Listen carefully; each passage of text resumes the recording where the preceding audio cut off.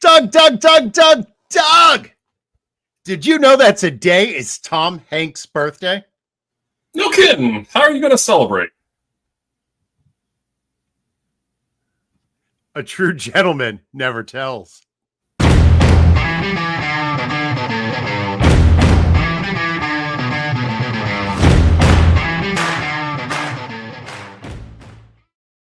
Welcome to the Diehards. Talking about players in a vacuum is fun, but when you're on the clock and two guys are neck and neck in your rankings, what do you do? Tonight, we are going to settle some of the toughest draft day debates. I am your host, JJ Wenner, and I am joined by the fantasy orthicle himself, Doug Orth.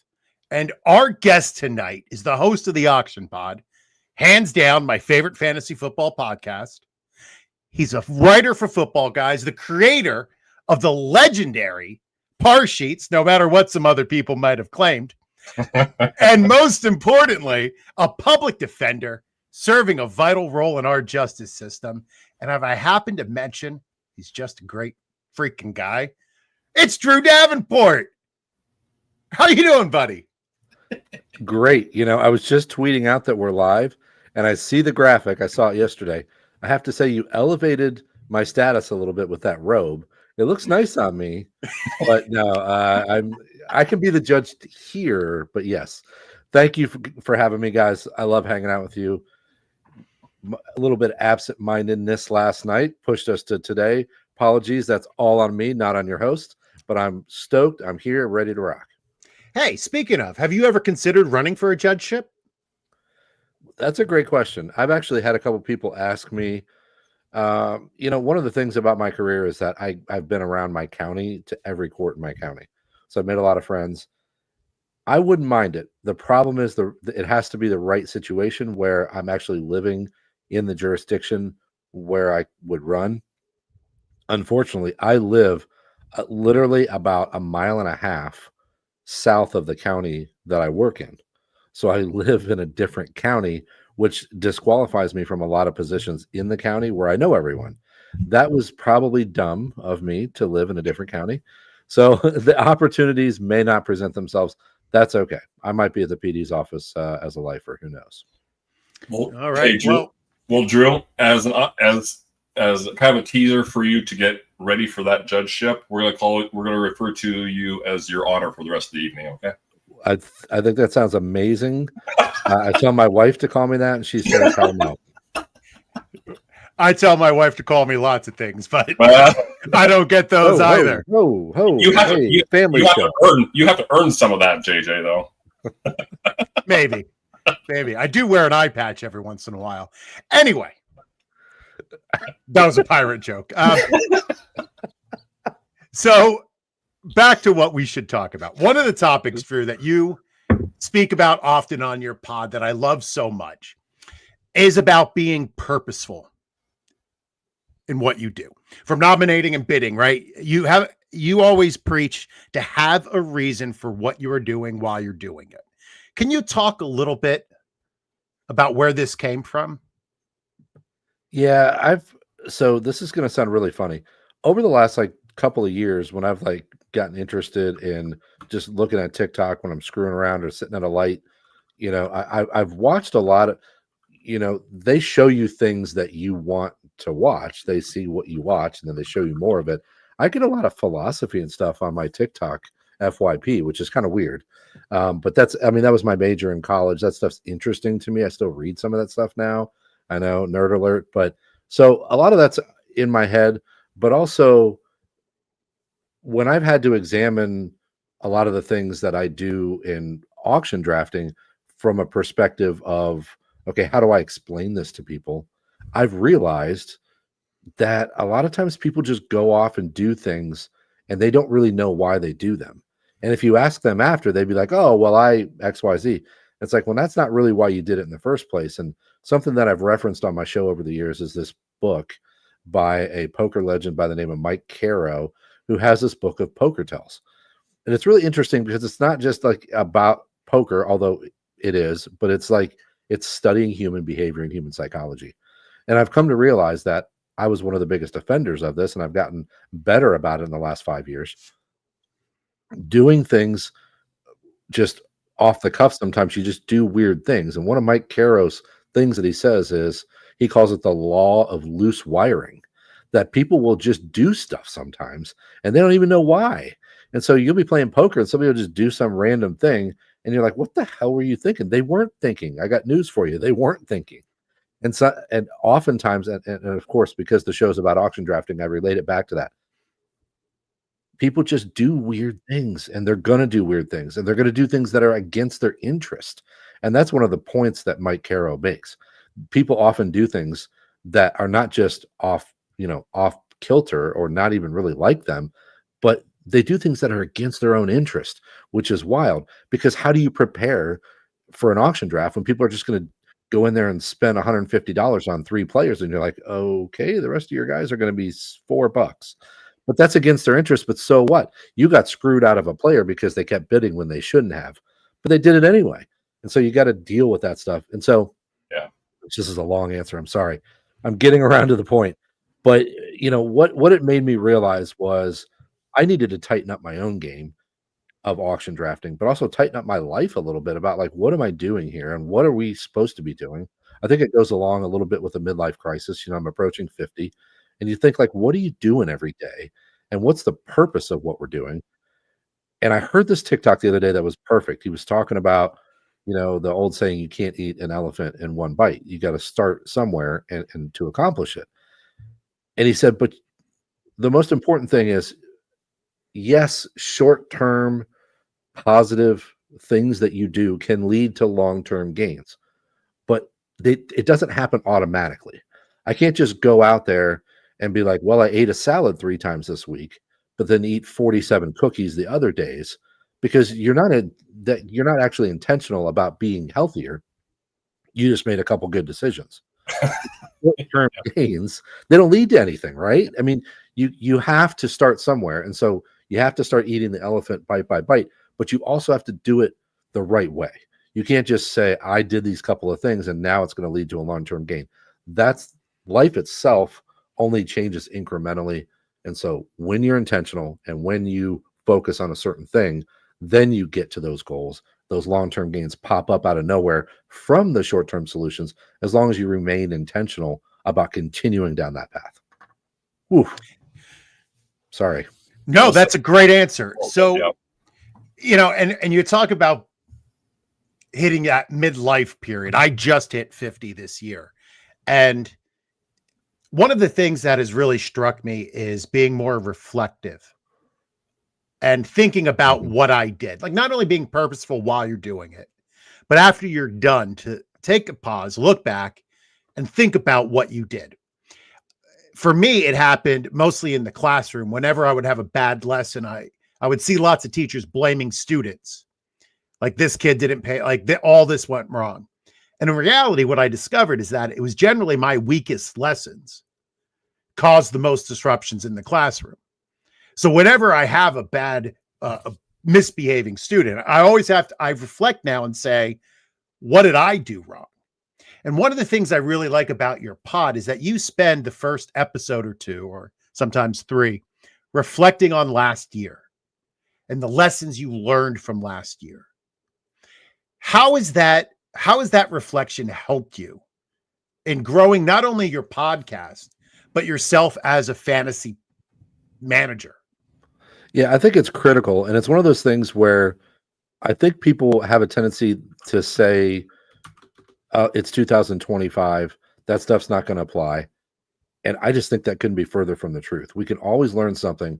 And, I believe that it might have been John Hanson. I can't remember exactly. I think it was, who used to send out an email after the end of the season and say, these are the things I think I learned this year. Yeah. And I started thinking like, gosh, I really like this idea. And the more I thought about it, the more I realized like that was more of an auction specific thing, because you could get in a snake and be like, I should have picked that guy instead of that guy. But there was really not like a lot you could do with the pool you had in front of you. But for auctions, it's all about like, boy, at that one moment, I made this decision not to bid, and my auction went off the rails from there. And so those are the things, that introspection, it's hard. And it's something that I preach about on my show all the time, because I realize that it requires you to be brutally honest with yourself. And that's difficult. And not everybody has that. And that's something that I'm hoping like really to teach my kids. Like, they do things and they constantly have this outward projection of what else the world is doing to them. I'm like, no, hold on. You did this first. That's why you're here. And that kind of stuff, like that has sunk in more and more as I've had to evaluate myself. The show is doing a lot of that for me too, because I make myself go through these things before I get on the air. And it's forced me to do that. I actually, I like this part of it. It's hard to go on and say to everybody, I made all these mistakes. Like that's difficult to do because you make a ton of mistakes as a fantasy analyst. And it's really hard to be out there and be like, yeah, I told people I was wary of Josh Jacobs last year. That's tough. That's really hard to do. So I tell people all the time, be very, just be brutal with yourself about looking in and seeing, I coach one quick anecdote. I coached my son's soccer team. And last year was the first time that I'd coached a team it was the most skilled group of players I've ever coached because I coached him coming up in like recreational leagues. And I could get my recreational leagues to just make leaps and bounds from the beginning of the season to the end of the season. And I would see how much better they were by the end of the year. Last year is the first time I ever coached a bunch of kids that were sort of, they already had the skills and they needed more. And I was like, oh, this is going to be great because I played at a high level when I was younger. I can teach these kids all the theory of soccer and all that stuff. It didn't work very well. I don't feel like we got a lot better as the year went on, like maybe a little bit. And I'm very critical of myself. So, some people have said to me, hey, you did a better job than you think. But I just kept thinking, like, why aren't we taking these big leaps? And I kept saying, the kids are this and the kids are tired and the kids are the kids and the kids. And I said, wait a minute. It's probably you, dude. Like you're doing something wrong. You're doing something, you're not relating to them in some way that's helping them to grow. So what's your problem? And I spent the whole off season just like watching videos and watching coaching videos and just like saving them on my phone. Like I need to remember this. I need to remember that because I'm not going back to this team and seeing the same team at the end of the season again. That stuff's frustrating as hell to me. And that's part of what I say on my show is like, doesn't that bug you? If like you go and you get killed in an auction, you just go, oh, well, next year. Like, no, like go back and figure out why you got killed. Wouldn't that bug you? Isn't that something you want for your life? Yeah. Doug? Something I'll just add. I think I can't say much better than you, but something I try to remember in my life is, and I think it relates, is I don't care that whatever the right answer in the universe is, I don't care if I'm the one that comes up with it. I care about getting to the right answer, right? I don't need the credit for being right. I want to get to the right answer. I would call that lack of, I don't know if it's a lack of pride or just a lot of self-awareness, but that's kind of the point. I don't care that I get the credit for it. I care that we answer the question and we move on to the next question, right? I love it. Colin Coward is somebody that people love to hate, but he's a super smart dude. And he always says it. He says, guys, when it comes to sports, they just want to be right about everything instead of actually getting it right. And I love that point, Doug, because I feel the same way. Like, I don't care if I was wrong. I want to figure out why I was wrong, and I want to get to what is right. And then I can kind of like deconstruct it backwards. Like, how should we have gotten to that answer? Because just what you were saying, I know some of the worst seasons I've had. Now, granted, I haven't had that many bad seasons, and that's not a pat on the back. Let's just say I haven't had a lot of bad seasons. But the bad seasons of the less profitable seasons, so put it that way, the less profitable seasons, least profitable seasons I've had, I spend all off season, what the hell went wrong? That's not right. I have a standard that I need to meet, and I didn't meet it this year. So I like what you're saying. Love it, man. It's frustrating. And the people who care will spend that time. And that's why, the show's probably not ever my show's probably not ever going to be huge, because I think there's a subset of people that don't want to listen, don't want to hear what I have to say. They're just like, yeah, no, I want to talk about 2025. I'm like, well, your success this year depends on what you learned last year. So, and yeah, let's talk surfing. I'm down. Yeah. RC says hello. And all right. I'm, of course, I've talked to you, Drew. I'm doing terrible this year in the surfing league. Who is your favorite surfer, male or female, right now? Well, I tell you what, right now on the tour, we're missing some big guys. We're missing Gabriel Medina and John Florence. But John Florence is easily my best, my favorite surfer. Kelly will always be my, all time. He's the guy that brought me to the sport. Kelly Slater's just, he's one of the best competitive athletes the planet's ever known. But John Florence right now he posted a video, like basically he's sailing around the world with his wife and his new baby. And he posts these random videos. He's got a videographer with him where he just finds these random waves around the world. He just pulls into a bay and there's a wave. And he goes out and he gets on it. He's like, oh, I found this, crappy little windy left. And then he pulls off this huge air. And I'm like, crappy little wave. John Florence is ripping it up. So he's easily my favorite surfer. All right. Well, I enjoyed the league much more last year than this year, but I'm bouncing back. I was bad. You had the two first good few events weeks. in a row. I have. I've been trying to find that balance between knowing too much for me, and just guessing like I did last year. So trying to find that happy Doug, medium. Well, talk about going full circle here. That's what Drew and I were just talking about, and JJ's already learning from his mistakes. So good for you. If I learned from my mistakes, Doug, why would I come back here every single week? All right, gentlemen. I'm your favorite mistake, JJ. That's why. Shout out to Carla in the chat. Can't wait for August, you guys. What day are you getting there? Thursday morning. Yes. Yeah, probably Thursday afternoon here. We're gonna do the first half of the journey on Wednesday night. So probably Thursday afternoon. What about you? You got there real late Thursday night last year, I think. Didn't you, Doug? Yeah. Yeah, you were pretty late. No, I'll be the problem is I got court that day, unfortunately, and I was dumb. I scheduled my family vacation the week before, so I'm going to come back, and I don't want to ask for coverage again that Thursday. So I'm going to work the first 4 days in court, and then I'm going to leave after court. So I might not make it till dinner time, but I'm aiming to be there by dinner so that I can go out and see everybody that night. Well, I'll let you know where we end up. Absolutely. I'm trying to be there by 5, 6 o'clock. I think I can do it. Yeah, that's the target here too. Somewhere in there. Yep. Awesome. Well, I believe in you. I believe in you, Drew. All right. Before we get to the topic, Jody Smith and the team at Full Time Fantasy have done the heavy lifting once again. The 36th edition of the Pro Forecast magazine is on the shelves. It's packed with expert analysis, ranking, and draft strategies. It's your blueprint for dominating fantasy football in 2025. So be sure to tune in all summer long for your chance to win a free copy and crush your competition. All right, gentlemen, with draft season underway, I wanted to focus tonight on the kind of on-the-clock decisions that we'll all be facing, unless you're doing an auction. I pulled a list of player pairings, same position, but going within 1 to 4 picks of each other in ADP. Our job is to make the case for who you take and why. If you disagree, don't worry, I'll be the tiebreaker. So we're going to try this out. I didn't let the gentlemen prep at all by telling them the pairings. So I don't know. Let's just see what happens here. So first up, we're starting with a banger. So maybe the most distasteful of all the pairings.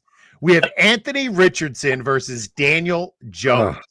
AR is going off the board at 187 and DJ at 189. QB's 29 and 30. So, Drew, you're staring down the barrel at that choice. Who do you go with and why? This is quite distasteful. I will say, though, that for me, it's fairly easy for me. It's Daniel Jones. I'm not saying that I understand what Anthony Richardson brings to the table. I get what is so alluring about him. I've been drawn in myself the last couple of years, but I'm just over it. And I've watched too much of the inaccuracy. And one of the things that, like, I had some tweet go viral. It was really weird, but I was sitting there on a Sunday and I videoed one of his throws. It was a simple little flare that he should have, it's a little layup. He hits the receiver. If you hit him in the hands, he runs upfield. He gets 5 or 6 yards. I mean, he just airmailed that thing, and it just wasn't even close. Now, this is a throw that my 10-year-old could make, and I understand that he's got this immense fantasy upside. But I just don't think he can run an NFL offense for a long period of time. And I think that the coaching is good enough that Daniel Jones can have success. And let's not forget that he's had fantasy success in the past when he's been allowed to use his legs and has had a reasonably competent coaching staff. So Daniel Jones is my pick. Doug? Yeah, I'm going to side with your honor here as well. I'll probably forget the rest of the time, so I'll get that in there now. With there being such a slight difference, I mean, I think Daniel Jones is going to win the quarterback competition, whatever competition there is this summer. Much like Drew already said, we've seen Daniel Jones be productive, be accurate on some level. The case I would make for Anthony Richardson, which is not much of one, is he worked with the same biometrics expert that helped Josh Allen get going after his first couple of years in the league. He did that this spring. If you want to hold out some hope for Richardson, go ahead. But kind of like Drew said, I don't see where it's ever going to be a situation where Richardson drops back 35 times, completes 26 of them, and he's nailing the short passes. He's nailing we know he can nail the deep passes, but if you're going to matriculate the ball down the field, you're going to have to hit your fair share of short passes, and that's now what Indianapolis has. They have a bunch of good short to intermediate range targets: Josh Downs, Michael Pittman, Tyler Warren. So I think at their core, they want to be centered around Jonathan Taylor. But my point being is that I think Daniel Jones helps make that happen more so than Anthony Richardson probably will this year or maybe ever. All right. Next up, the big dogs are battling at the top of the QB rankings. We have Hurts versus not Herbert, if you've been on X this week, but Hurts versus Joe Burrow. Hurts is being drafted at pick 40, with Burrow right on his tail at pick 43. Drew, who do you go with? Well, I'm going to give a shout out to the late round QB himself. I got a hold of his draft guide and was reading some stuff about his quarterback strategy, and he went through some history on this kind of stuff. I don't think it's comparable when you consider what has to happen for a pocket passer in 4-point passing touchdown leagues to be that valuable. So you just can't count on the production, the high touchdown rate, and Burrow's season, however good it may be. And look, he may be in that same position this year. That defense is going to be pretty bad. So maybe he's in the same position this year. But it takes a lot of things lining up between health and bad defense and touchdowns going in the red zone instead of rushing, that kind of stuff. It all just takes a lot to line up for a pocket passer to have those outlier seasons. They will happen, and they're going to happen. It's just I'm not betting on it happening. I'd rather go for the guy that has the rushing production, and so it's Hurts for me, and that's not because I don't think Burrow can do it again. It's just that if I have to bet, I'm betting on the guy who's got the production on the ground. Doug, do you concur? I do, and I'll try to make this fairly short and sweet. So, what Burrow went for almost 5,000 yards passing last year and 40+ touchdowns. Did he not? Something like 4,943 or something like that. And he finishes the QB3. Does he have the weapons to repeat that and the bad defense to help that happen? Absolutely, he has that. But let me see where Hurts was. And Hurts had an off year. He was QB6. Do we expect? Everybody hates to hear tush pushes, but that's going to continue this year. I think we can probably pencil him in for at least 10 rushing touchdowns, probably more like 12, 13, 15. In an off year where they didn't pass the ball that much, he was the QB6. That's probably his floor in that offense.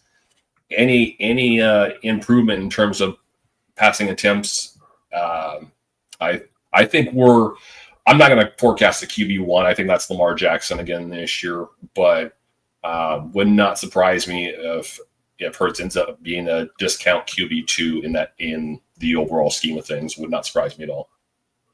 Can I just interject? That's a great point about last year's passing numbers, because we always talk about regression when we talk about that guy can't score that many touchdowns again this year. But, it works the other way too.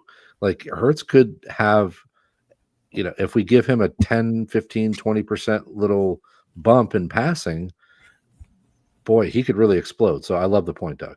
And it sounds like that's what they want to do under the new offense coordinator there is Kevin Patullo.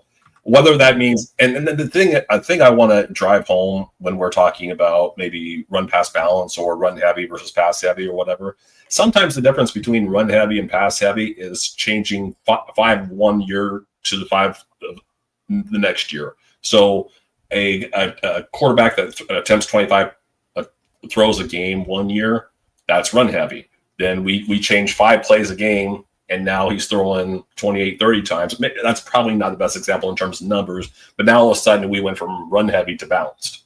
Now if the averages bump up more than that, now we're getting 32, 35. Now we're pass heavy. So and defense, the quality of defense is changing from 1 year to the next can affect that as well. But my point being is sometimes we get lost in it's run heavy, balanced, and pass heavy when all that really changes. That is a coach's decision to call 5 of one thing more than he did per game last year. Does that make sense?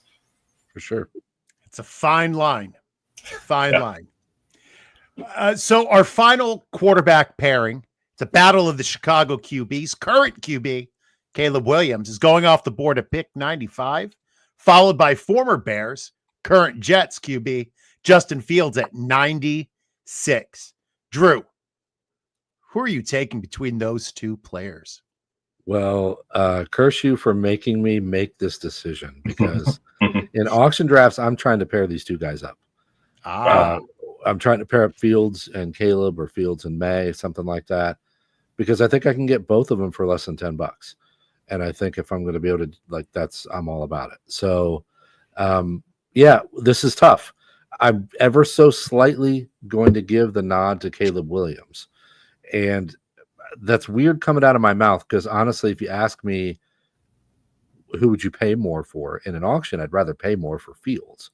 But I'm concerned enough, if I have to pick one, I'm concerned enough that we get to week 7 or 8 or 9 and Fields is just falling apart. Now, I think that he has the ability to do it for a full season. And I've said this before, I think he's probably got a longer leash than he would in another situation where there's somebody on the bench who actually matters. But Jim Coventry made the point on my show this week, what are they going to do? Put in Tyrod Taylor? This isn't a situation where you've got a third-round rookie chilling on the bench and they're 4-11 and Fields gets yanked at the worst possible time. So I do think Fields is going to get the chance to ride it out. But I really want to see what Ben Johnson does, and I'm betting on Johnson with that group of weapons.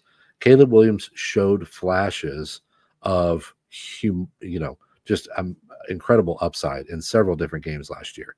And it's very weird because his up and down, if you go look at PFF's fantasy finishes, their top 5 fantasy finishes, he had I think 4 top 5 fantasy finishes.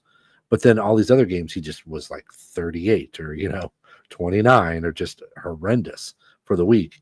So he has that upside. And I'm hoping that if they shored up the interior of the line and they've got some play calling where they can stack some similar looks on top of each other, that Williams is going to get the benefit of that and get some more layups.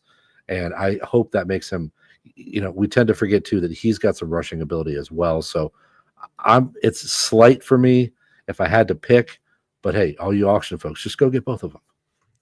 I cheated. I love that. It's okay. Doug?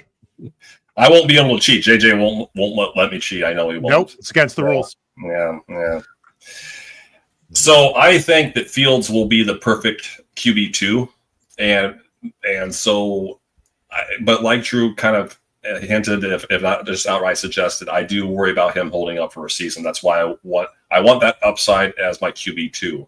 I'm going to ever so slightly lean toward Caleb Williams here.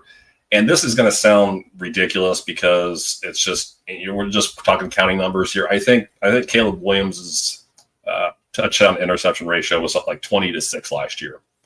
Now, I want everybody to remember how bad it was, how bad the offensive environment was outside the receivers in Chicago last year. Shane Waldron he's proven how incompetent he is. And I don't usually get that strong with the play calling, but JJ, you and I talked about it on the show last year. We showed examples. Incompetence. And he showed it in Seattle when he was up there too. So if we're talking now, as Drew said, you bring in Ben Johnson. If you can go 20-6 on the touchdown interception ratio in a bad offense, or at least a poorly designed, poorly protected offense, now you're giving me more weapons. You're giving me a guy who not only understands what plays to call, but when to call them.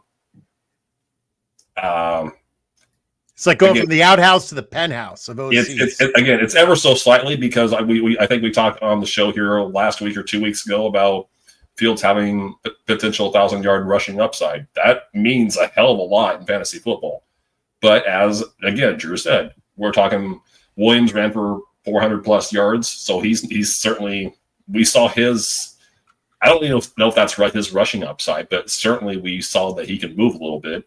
And anybody who watched him in college knew he already could run. But I mean, he actually gave us 4 to almost 500 yards rushing last year. So he's certainly not Joe Burrow compared to Lamar Jackson type of thing. So I think we're looking at a potential of 4,000 plus passing yards, 30 touchdowns passing, and I'm not sure that Fields is going to make some of that up through his rushing totals, but I don't think he gets anywhere close in the touchdown department.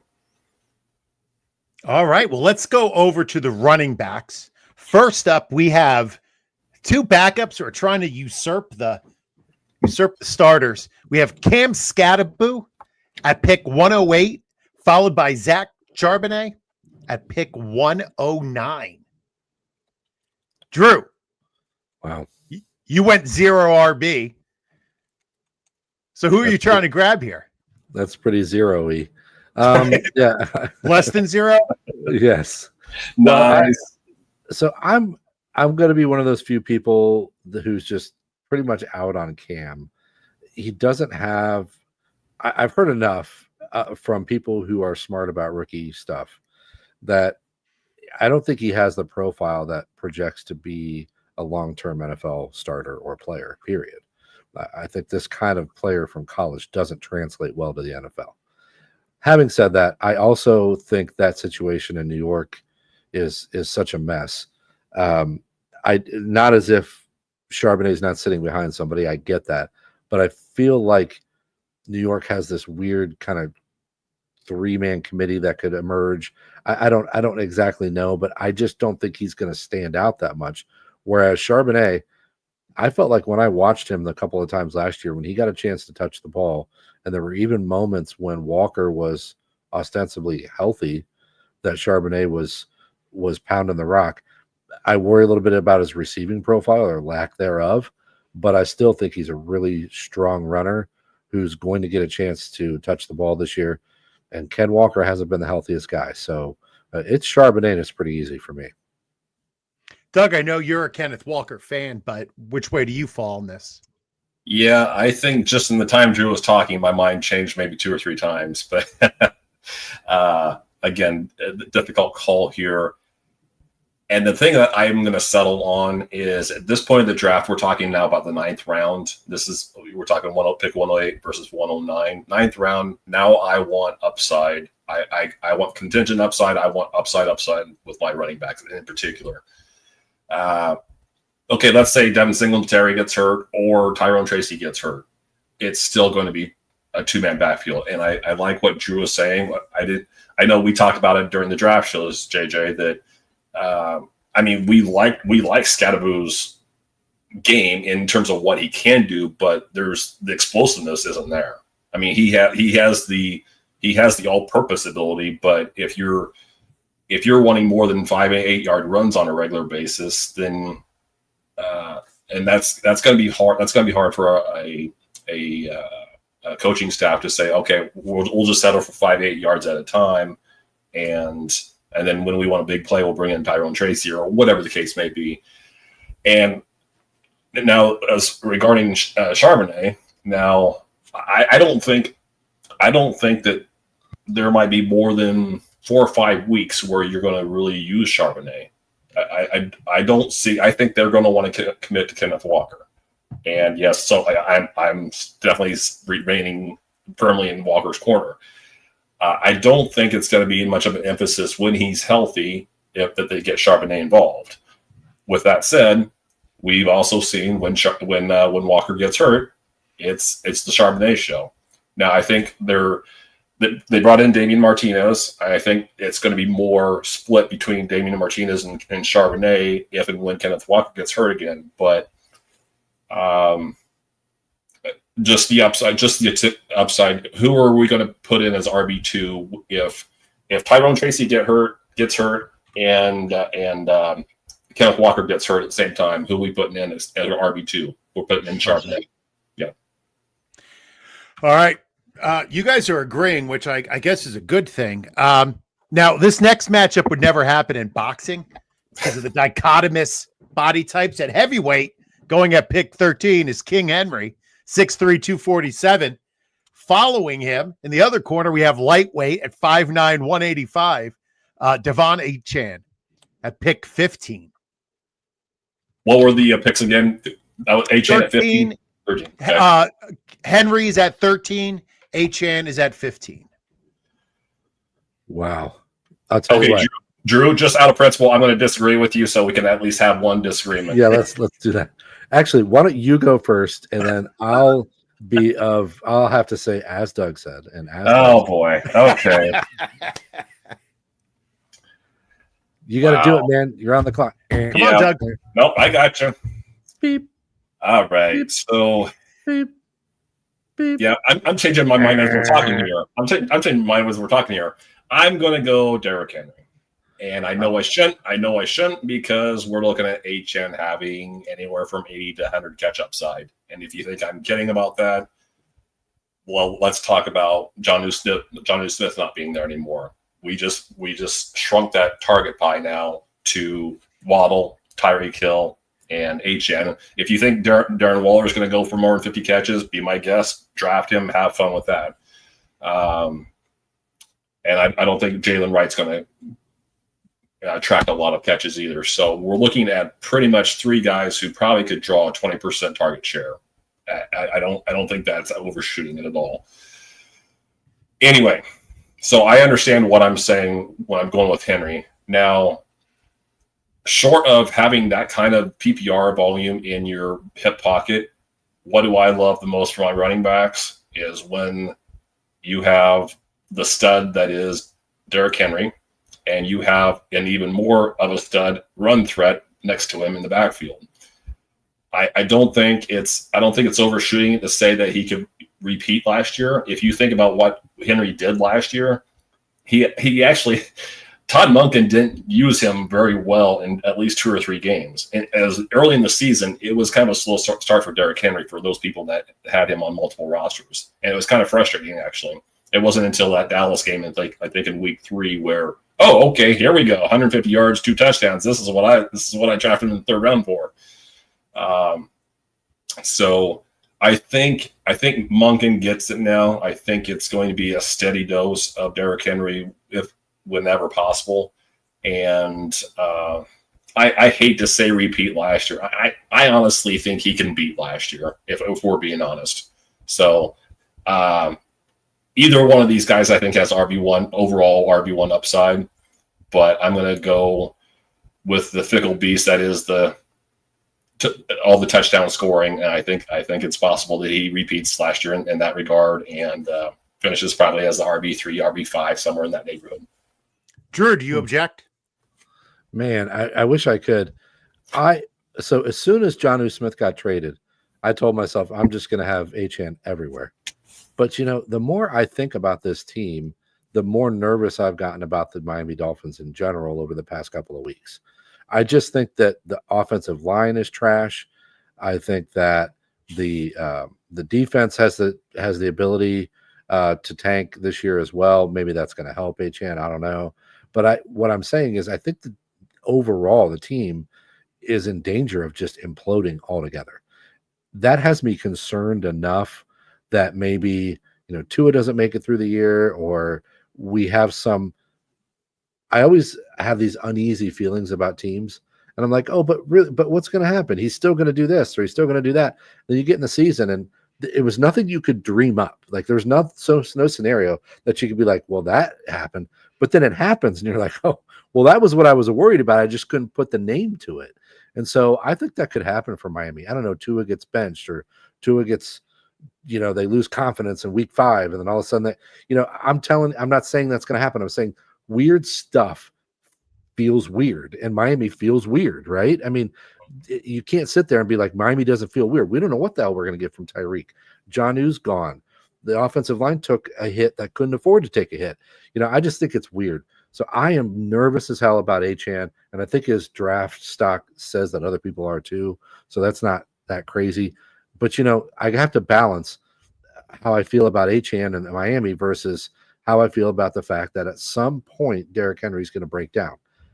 I've been saying that for a couple years now, though, and I'm an idiot. So I can't make that argument with good conscience anymore. At some point, it's going to happen, but I don't care. I'm going with King Henry. And I will say this, the lack of receiving upside is a problem. But if there is any guy who could ever short circuit that issue by saying we can rely on the touchdowns, I think he's one of the most reliable when it comes to touchdowns. So I'm fine with it. Henry's my pick. There will come a day where Derrick Henry does not perform, but today is not that day. I hope not. Today is not that day. And if I can add, I can add, yes, please. Mike McDaniel, if they start off bad, Mike McDaniel might be an in-season coaching fire. Yep. Like I would not be surprised at all if that would happen. Sorry, Doug. No. You needed to add that. Thank you. I was just going to say, sometimes I think in fantasy we can be guilty of mixing correlation and causation. And I don't know if you mentioned it. I didn't hear you mention Tua's injury history, whatnot. We saw it last year, man, and I think this is causation. So when Tua's not there, the offense stinks. And when the offense stinks, and when Tua's not there, the checkdowns and all the targets that Achane was seeing dwindled. I'm gonna do an article here in the next couple of weeks for FF Today that basically broke down Achane, or the entire offense's splits with and without Tua, and to say it's going to confirm everything you thought about Achane and everybody else, but specifically to what we're talking about here. If Tua misses games again, then you're looking at an RB2 flex and not the RB1 that you were hoping at pick 15. Yeah, and let me just say real quick, the beginning of their schedule, they have the Colts and the Pats, which, hey, that could be great. They could be 2-0 after that. They get Buffalo, which should be a loss, and then the Jets and Carolina. They could start out and they could look all right. But the other side, the doomsday scenario is, what if they lose several of those games against teams they should beat? Then what JJ says comes to pass. Mike McDaniel's gone. Who knows how many balls they're going to throw to Achane? Maybe they decide that they're not going to do that anymore. And then the guy you drafted for the 70 catches suddenly ends up with 41, and you'd much rather be looking at Henry every week. Last thing I promised before we move on here. Achane was terrible in inside the 10 conversion rate. And I understand when you're trying to account for touchdowns, or trying to score touchdowns from the 10, that's not the easiest thing in the world. But I think Achane was somewhere around 16-17% last year, which is not the greatest number by any stretch. So I think there is a distinct possibility that Jalen Wright, maybe Ollie Gordon comes in and steals some of those touchdowns that we would have otherwise expected Achane to get in the red zone, in the close red zone. All right, gentlemen. Before you say one more thing, our last running back pairing. If you had told me 2 years ago that Kyren Williams would be drafted ahead of Breece Hall, I would have laughed. Now I want to cry. Kyren is being drafted at pick 30. That's his ADP, with Breece right behind at 33. Jeez. Ooh. Well, I'll tell you what. When people talk about wide receivers earn targets. I get all that. But running backs, it's all about volume. I've been saying this for 2 years now. I said it for the first time on my Patreon like a year and a half ago when everybody was like, sell Kyren. And I said, folks, just take the fantasy points. Like, just stick them in your lineup and take the points and like stop worrying so much about the nonsense that everyone says, sell high. I understand you got to do that sometimes, but this is a repeatable situation. And I think Kyren Williams proved it's a repeatable situation by going out and repeating it, right? Like he did it. Like, what are we doing here? I'm so frustrated by the Kyren Williams thing. I just tweeted this out yesterday. This needs to be studied in a lab.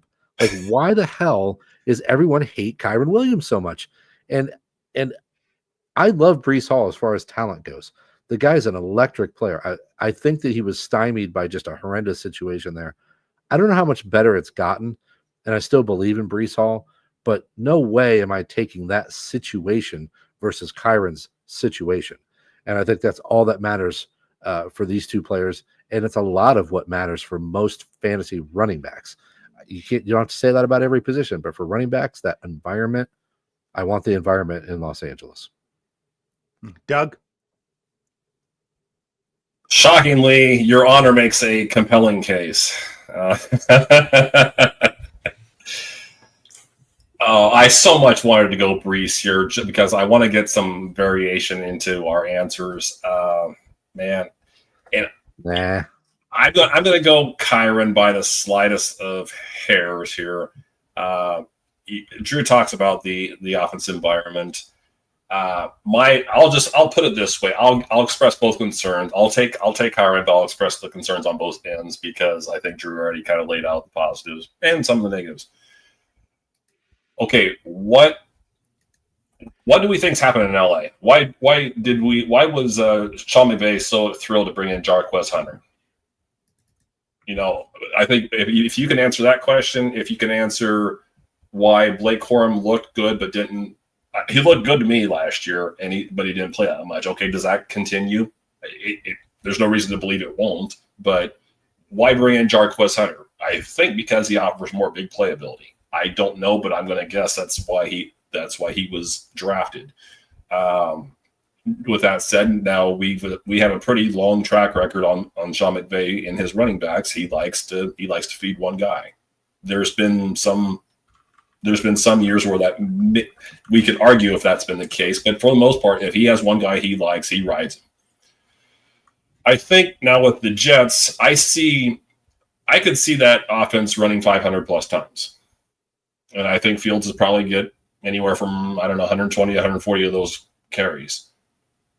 Now, we talked about we had a show with Jim Coventry here a couple weeks ago, and I remember one of my jobs is posting fantasy blurbs for the Huddle and USA Today.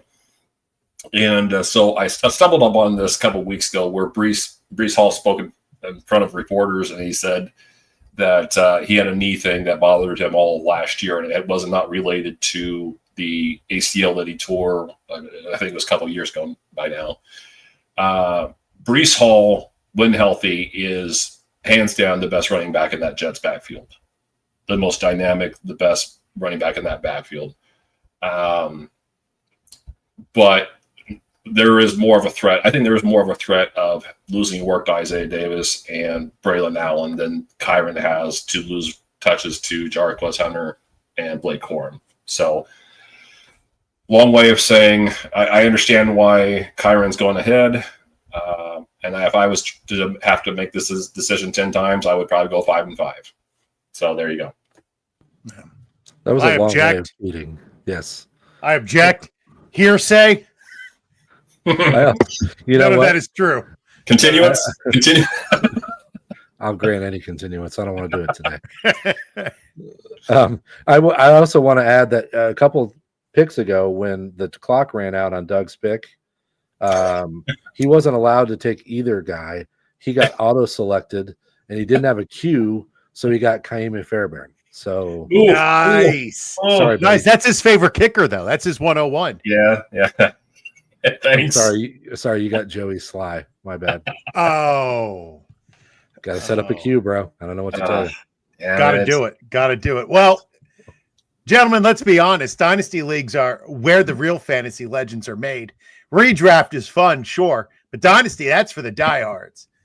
The Dynasty Football World Championships are back for their 13th season, and this is your chance to build your squad from the ground up and chase the crown. Whether you're a savvy vet or a startup junkie, there's a league waiting for you. Drafts start at just $75 with higher stakes options available. Visit dynastyking.com and search for the Dynasty Football World Championship. Your Dynasty glory starts today. All right, gentlemen, let's go over to the wide receivers. We're going to start off with a battle of the number twos. George Pickens, his ADP is 59. He's facing off against the bilateral rookie, Travis Hunter, at pick 60. So who are we going with, Drew? Pickens or Hunter? I am somebody who does not like George Pickens, and yet he's my choice. I know that's weird. I am not a George Pickens guy. When you do dumb stuff like he does consistently, I just think that's who you are. And I'll shout out Colin Cowherd again. I don't know why it's popping into my head, but he had that whole theory about if you have a wear a backwards hat as a quarterback, you're immature and all this. Like maybe that's a bit of an extreme take and kind of dumb on its face, but he has a point. And he used to make the point about Dak Prescott when he saw him on the sideline and say somebody would throw a cup at the trash can and it wouldn't go in, and Prescott would pick it up and put it in the trash. I'm sorry, but I agree with Collins. This stuff matters. And Pickens is a problem. I realize I'm picking him and then I'm making the case against him, but he's a problem. I can't wait to see what happens the first time CeeDee Lamb has 13 targets and they lose and Pickens has 4. What's he going to say in the locker room? And anybody who's been in a locker room over their lifetime, a sports locker room, what that does. The erosion of that locker room, the erosion of how people feel in the locker room, it's all very real. And I worry about George Pickens. Having said that, the case for him in my mind is pretty simple. I don't trust that Travis Hunter is going to get enough snaps on offense. And I also don't trust that opposite Brian Thomas, he's going to command enough targets for me to care about taking him where he's being drafted. It's not that I don't like Hunter. I just don't like where he's being drafted. So that's mainly a value issue for me. But also, if you pay attention to the guy who's been opposite CeeDee Lamb the past few years, there is room there. There's room for somebody there.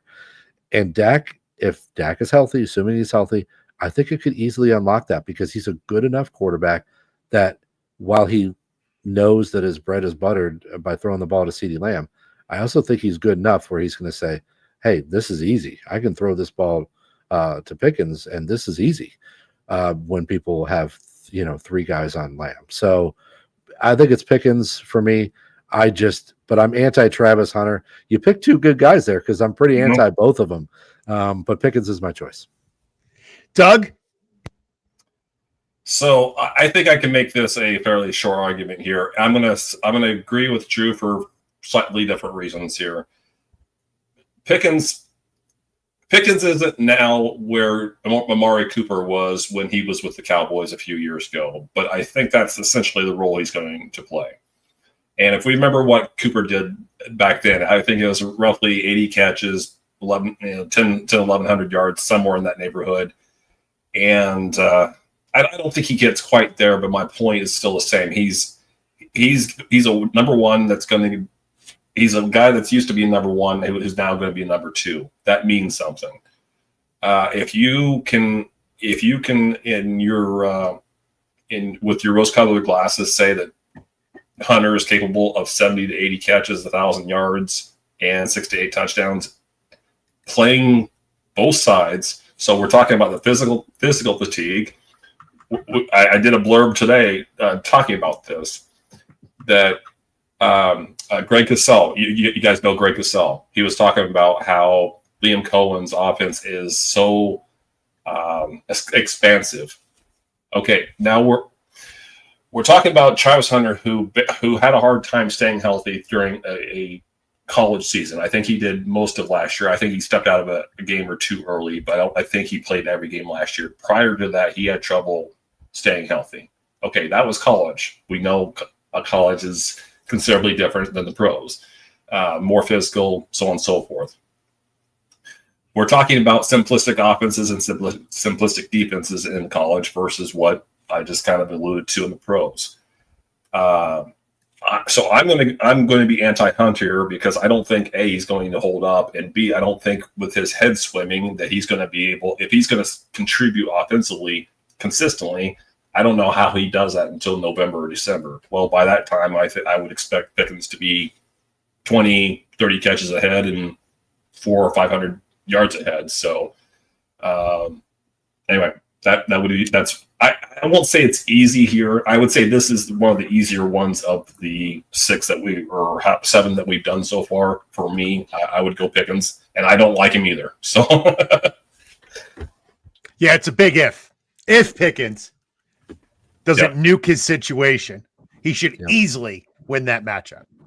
It's a big if. All right, gentlemen. Now we have another 2 players in different weight classes. We have the imposing A.J. Brown at pick 18, facing off against the sprightly upstart Lad McConkey at 20. Doug, who are you going with?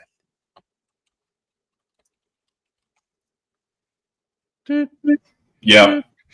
I'll get it. This one's going double kicker, Drew. Double kicker. This one's going to be. Oh, you got Evan McPherson. 2 kickers. What a rookie mistake. Well, you need a backup. You got bye weeks, man. Come on. Well, hey, I'll tell your story here, Drew, real quick. You know the auction story. How about how the guy gets Brady or Manning for 40 50 the auction? Yeah, that's what I'm doing with my kickers. Hey, bye week, bitches. All right. All right, sorry, I stepped all over you, McConkey. Go for it. No. I was hoping you would say that. So I'm going to go with McConkey here. I think it would be a mistake for me to assume that after all these years that offense coordinator Greg Roman's going to go pass heavy. I don't think he ever will, but I think they're going to be as balanced of an offense as he's ever coordinated, and. McConkey's already proven McConkey's more than just a slot wonder. Okay, he wins. He wins inside and outside. He wins basically every kind of route that you could hope for. And I know both of these guys are going to be the alpha dog in their offense, but I just think there's going to be more volume. I think there's going to be more consistent volume from McConkey, and it's hard to get that last season's playoff game out of my head. You know, the one where they lost to Houston, where he just went off. And Houston's got a good pass defense.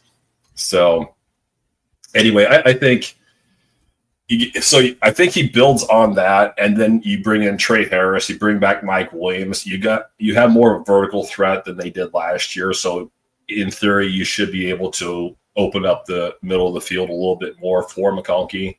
So, I'd be surprised if he doesn't edge past what he did last year. I don't know. I don't remember where he finished, but there was a threat with A.J. Brown that offense remains somewhat run heavy. He also missed 4 games last year.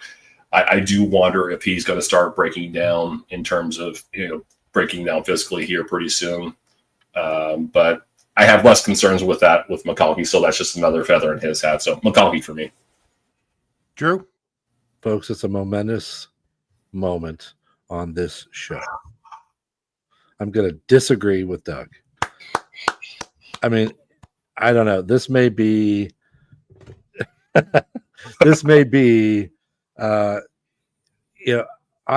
think that one of the things that you said that I like the most is that Greg Roman just is who he is. And we know that.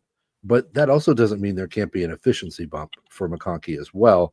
And I'm going to just go on record as saying, again, McConkey, one of my misses last year, and one of the guys that I just didn't think could hold up over a full season. He had never really produced the kind of numbers. He had the best yardage season, I think, in the NFL. He had a better yardage season than he ever had in college, I'm pretty sure. Yeah. If I'm not wrong about that. But, he had 900 or 800 yards or something in college as his top number. So I love McConkey. I really think that he's an exciting player that I don't want to leave this summer without having some of McConkey on my teams. Having said that, I think A.J. Brown is still an elite producer, and I think he's just being held back, as you said, Doug, by the offense. So what I do in those situations is I just defer to the guy who I think A.J. Brown, somebody referred to him on Twitter as an alien. And I just think that's what he is. He's just this unbelievable specimen who wins anytime you ask him to win. I think somebody said that he's never had a yards per route run below 2.5 in his career. That is absurd. That's an absurd stat. And I think if we get a little lucky with A.J. Brown, this is the most discounted A.J. Brown we've had in a couple years. So if we get a little lucky with a little extra pass volume and he plays 13, 14 games, I'm going to want all of that. So Brown's my pick. All right. Love that. Oh, wait. I finally get to be the judge. It's A.J. Brown. I'm never going to agree with Doug. I mean A.J. Brown put up almost his rookie year. He put up what? Over 1,000 yards on 50 catches. Like, you're right. He's an alien. And they better start figuring out how to use him. But he reads that book on the sideline, so he's fine. All right. Next up, our last wide receiver matchup should be settled on the basketball court because we have two towering players. Pick 116, we have Keon Coleman. And right after him at 117 is Jaden Higgins. Yeah. Eesh. Drew. Okay. Oh, boy. All right, so you could fill a thimble with what I know about Jaden Higgins. All right, so I want everyone to understand that. I've read what people say about him, and I know what people who are in the know think. I personally don't know what the hell I think about Jaden Higgins. I'm listening to smarter people than I am. I think there's a real shot there for him to carve out a role this year, but I'm absolutely not. I can't sit here and say that I have confidence in that. So I can't take Higgins, and I'm blanking. I'm sorry. The other one was Keon Coleman. Yeah, Coleman. I'm not a huge Coleman guy myself, so this is probably a good litmus test. But I think you got to give a second-year receiver with Josh Allen the chance. He flashed last year, and I think part of the problem was at the end of the season he was battling a little bit of an injury, and for rookies, those things just become part of how they figure out how to be NFL wide receivers, how they figure out how to be pros. And I hope he learned a lot last year, and I hope that helps him. But they need somebody to step up as an alpha, and I hope that he can do it. I'm not here saying I'm confident he can do it, but I hope that he can do it. I'm absolutely going to take this second-year receiver with Josh Allen over an unknown like Higgins. So, yeah, Coleman's my pick. Doug, before we get to you, King Groob says that A.J. Brown has higher upside if Philly is forced into more passing situations for any reason. Barkley injury, stronger strength of schedule. King Rubes, you're a king for a reason. Good. Oh, wait. Did you see this comment? Drew, can you give tips on getting 8 full hours of sleep each night and sticking to a healthy diet at the NFL Expo? Are we done yet? I haven't laughed that hard at a comment, though. That's good. Do I know this person? They definitely know you. I may have tipped them off. No, I did not. Drew is notorious for preparing for the Kings Classic by getting an hour of sleep, whether or not he needs it. Well, you know what's funny? I push content so hard. I'm red. This is funny. Well, I push content so hard before I go, and most of the time it's going to be worse this year. Like I said earlier about my dumbass schedule and family vacation the week before the Expo. It's going to be worse this year. By the time I get to the Expo, I feel like, I've done everything for everyone else. I'm not ready for the Kings Classic. So I'm pretty notorious for coming back to my room after drinking until 2 or 3 in the morning and then preparing for the Kings Classic for a couple hours. But hey, we live these moments very fleetingly. And I think that the Expo is one of my favorite weekends of the year. I'm not going to give up either one. I want to be successful at the Kings Classic. I also want to, go ripping and tearing until 2 in the morning. So I got to have both. So I cannot give you any tips on getting sleep. However, healthy diet of Natter Days, and Yes. like going like this with chips in my mouth at 4 a.m. I can give tips on that. That's what I got. I left those peanuts sit by the fire last year in that plastic container, and they got toasty, which made them taste extra good. Okay, So I'm down. Very healthy. Very Pro tip. Very... Yeah, that's when the baseball game starts. This person knows me. They either followed me on Twitter or they know me. Oh, yeah, street baseball game. Got to work on my wiffle ball game before I get All right, there. Doug, you have 25 seconds. I'll get us back on track. And my answer is going to be Higgins, and it's going to come down to usage. Buffalo already has slot guys, Keon Coleman, Khalil Shakir, and Dalton Kincaid.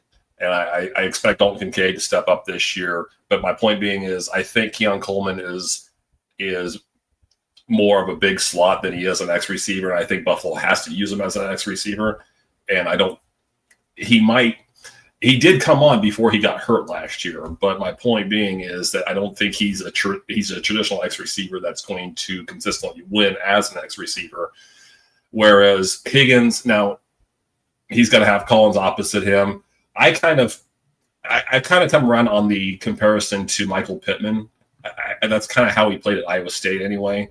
I think he's going to be a target earner. I'm not sure he's going to do a hell of a lot after the catch, but my point being is that I like him as a better bet for 50 catches, 50 to 60 catches than I do for Keon Coleman. All right, Drew, can you give us 5 more minutes to do speed round some tight ends? I got time. All right. We are going speed round. Doug, speed round, Doug. What? I spent through that answer. I said 25 seconds. You took a minute 25. All right. No, Doug, not at all. Stop. You're cut off. First up, we have, promising rookie versus a once promising rookie at 131. Colston Loveland, 135. Dalton Kincaid. Hurry up, Drew. JJ. That question was too long. You son of a bitch. I don't trust Dalton Kincaid. I have a feeling Doug is going to try to set me straight here, but I don't trust Dalton Kincaid whatsoever. I'm going to take the swing on the rookie. I'm in agreement. I think once Loveland's shoulder gets healthy, and it might take a month for him to get integrated, but when he is ready to go, I think it's going to be Loveland. Wow, you guys actually did what I asked you to do. That never happens. It must be because you're here, Drew. I'm scared of you. Good. I like that. That's a little healthy. At pick 97, we have Mark Andrews looking to overcome what happened last year versus Evan Engram at 102. Okay. Well, I must not have looked closely enough because I don't remember seeing this one. I looked them all over. Gosh, I think I'm going to Engram there. I'm a little bit concerned about Andrews. I mean, I know, like, I don't really want to go to the stock, crutch answer, like, oh, he had too many touchdowns. I think the Ravens like to do that, and I think he can do it again for Mark Andrews. But I do worry a little bit that they're going to start to phase him out. I guess I'd be shocked if he's still a Raven, this time next year. I'm a little bit shocked that he is right now, to be honest. I'm surprised that they stuck with him.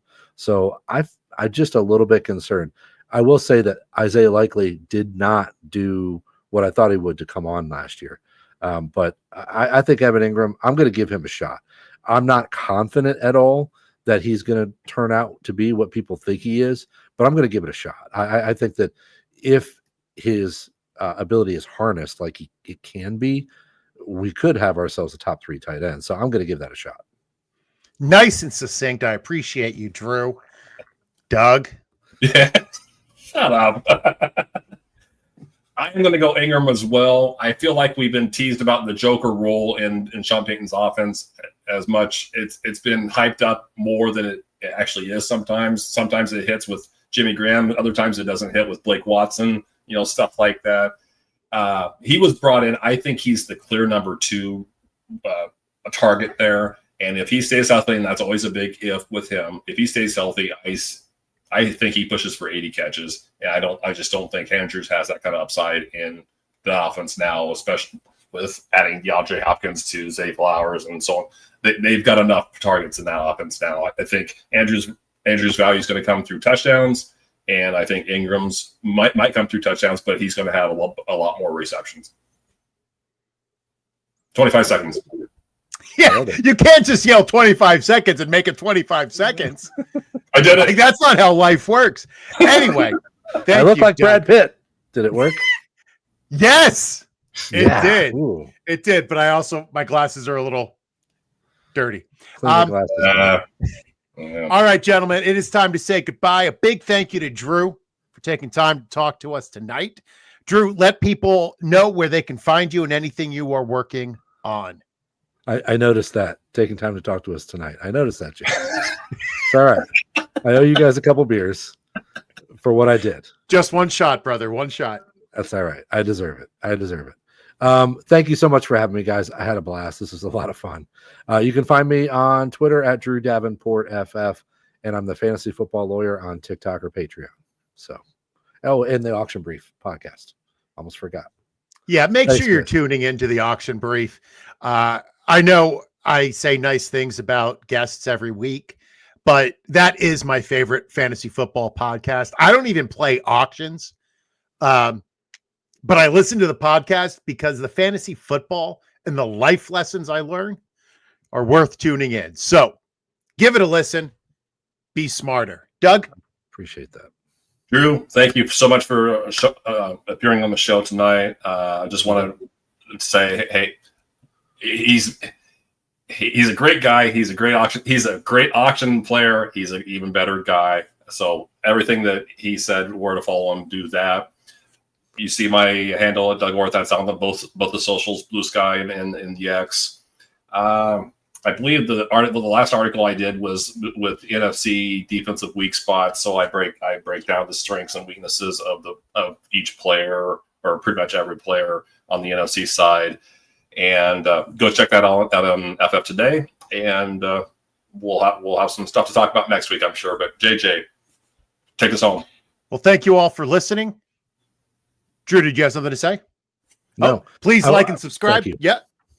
I'm at JJ Wenner on Twitter, and Blue, follow the pod at FF Diehards. We'll be back next week at Wednesday at 8 p.m. with Dan Fornick to discuss offensive line rankings. Until then, remember, love yourself, know your worth. You are enough. Boat drinks, my friends. Boat drinks.